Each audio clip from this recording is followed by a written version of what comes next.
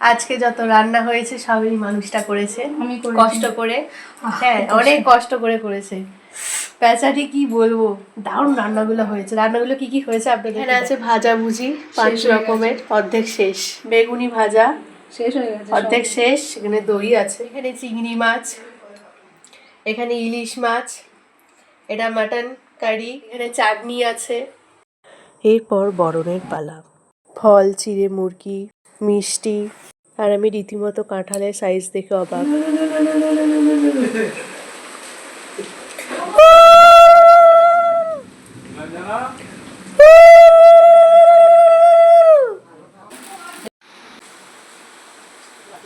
তারপর চিড়ে, দই, কলা এইসব দিয়ে, আম দিয়ে মাখানো হয়। আমি মেখে দিই, তারপরও সেটা খায়।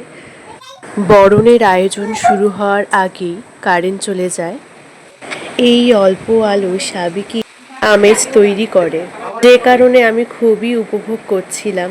ভাবছিলাম এমার্জেন্সির জায়গায় যদি হ্যারিকেন রাখা হতো তাহলে কেমন লাগতো। আজকের মতো এত অবধি, দেখা হচ্ছে দ্বিতীয় পর্বে।